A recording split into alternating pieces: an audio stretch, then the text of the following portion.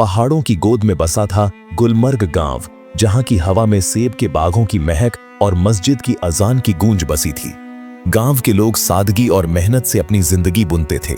इसी गांव में रहता था इमरान, एक 17 बरस का नौजवान जिसके सपनों में आसमान की ऊंचाइयां थीं।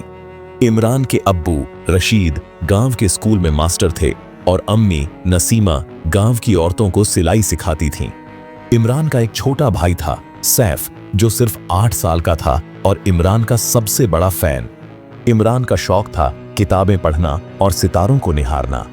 वह रात को अपने घर की छत पर बैठकर टिमटिमाते तारों से बातें करता। उसका सपना था कि वह एक दिन बड़ा वैज्ञानिक बने और अपने गांव का नाम रोशन करे। मगर गुलमर्ग में गरीबी और रिवाजों की जंजीरें कई सपनों को पंख लगने से पहले ही काट देती थीं। गांव का सबसे रसूखदार आदमी मलिक यासीन पुराने ख्यालों का पक्का था। वह कहता, पढ़ाई लिखाई से ज्यादा जरूरी है खेत और कारोबार। नौजवान को किताबों में नहीं, खेतों में वक्त बिताना चाहिए। हर साल गुलमर्ग में बसंत का मेला लगता था।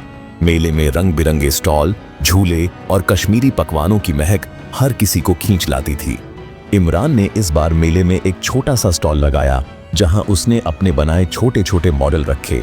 मिट्टी और लकड़ी से बनी छोटी पवन चक्कियां, सौर ऊर्जा से चलने वाली छोटी मशीनें और एक छोटा सा रॉकेट मॉडल। उसने ये सब अपनी किताबों से सीखकर बनाया था। सैफ अपनी चमकती आंखों के साथ भाई के स्टॉल पर खड़ा था। हर आने जाने वाले को बताता, ये मेरे भाई ने बनाया, ये रॉकेट एक दिन आसमान छुएगा। मेले में मलिक यासीन का बेटा जुनैद भी अपने दोस्तों के साथ आया। जुनैद को इमरान की तरक्की और गांव वालों की तारीफ बर्दाश्त नहीं थी। वह अपने दोस्तों से बोला, इस इमरान को लगता है कि ये मिट्टी के खिलौनों से वैज्ञानिक बन जाएगा, आज इसे मजा चखाते हैं। जुनैद ने चुपके से इमरान के स्टॉल पर रखा रॉकेट मॉडल उठाया और उसे अपने थैले में डाल लिया। फिर वह जोर जोर से चिल्लाने लगा, इमरान ने मेरा रॉकेट चुराया, ये उसका नहीं, मेरा है। मेले में भीड़ इकट्ठा हो गई। मलिक यासीन भी वहां पहुंच गया। उसने बिना कुछ सुने इमरान को डांटा, शर्म नहीं आती, चोरी करके गांव का नाम खराब करता है। इमरान ने शांत लहजे में कहा, मलिक साहब, ये रॉकेट मैंने बनाया है, मैंने इसे किताबों से सीखकर तैयार किया। मगर जुनैद ने अपने थैले से रॉकेट निकाला और दिखाया। उसने कहा, देखो ये मेरा है, मैंने इसे शहर से खरीदा था। गांव वालों में खुसुर फुसुर शुरू हो गई। कुछ ने इमरान का साथ दिया तो कुछ ने मलिक यासीन की बात मानी। मेले का माहौल गर्म हो गया। सैफ अपनी छोटी सी आवाज में चिल्लाया, मेरे भाई ने यह बनाया, वो झूठ नहीं बोलता। मगर उसकी आवाज भीड़ में दब गई। इमरान ने सैफ का हाथ पकड़ा और कहा, चल सैफ, अल्लाह सच को सामने लाएगा। वह अपने स्टॉल समेटकर घर चला गया। उस रात इमरान अपनी छत पर बैठा तारों को देख रहा था। उसने अपनी डायरी में लिखा, या अल्लाह, मैंने मेहनत और सच की राह चुनी, मुझे हिम्मत दे कि मैं हार न मानूं। अगली सुबह गांव की सबसे बुजुर्ग औरत, जिसे सब नानी फातिमा कहते थे, इमरान के घर आई। नानी फातिमा की उम्र 90 बरस से ऊपर थी, लेकिन उनकी आंखों में जिंदगी की चमक और दिल में सच की ताकत थी। सैफ ने रोते हुए नानी को सारी बात बताई। नानी ने इमरान का सिर सहलाया और कहा, बेटा, सच का सूरज कभी नहीं डूबता, तू मेरे साथ पंचायत चल। पंचायत में मलिक यासीन, जुनैद और गांव के तमाम लोग जमा थे। नानी फातिमा ने शांत लेकिन दमदार आवाज में कहा, जुनैद, तू कहता है कि ये रॉकेट तेरा है, तो बता इस रॉकेट के अंदर क्या है, इसकी बनावट कैसी है। जुनैद हड़बड़ा गया। उसने कहा, ये बस एक खिलौना है, अंदर कुछ नहीं। मगर इमरान ने आत्मविश्वास से कहा, मैंने इस रॉकेट के अंदर एक छोटा सा सौर पैनल लगाया है जो रात में चमकता है, और इसके पंखों पर मैंने सच्चाई का सूरज लिखा है। नानी फातिमा ने रॉकेट मंगवाया। जब उसे खोला गया तो अंदर वाकई एक छोटा सा सौर पैनल था जो रात की रोशनी में हल्का सा चमक रहा था। पंखों पर सच्चाई का सूरज लिखा था। गांव वाले हैरान रह गए। मलिक यासीन का चेहरा लाल हो गया। तभी जुनैद का दोस्त आसिफ, जो चुपके से सब देख रहा था, बोला, जुनैद ने वो रॉकेट इमरान के स्टॉल से चुराया था, मैंने देखा था, मुझे डर था इसलिए पहले नहीं बोला। पंचायत ने जुनैद को सजा दी।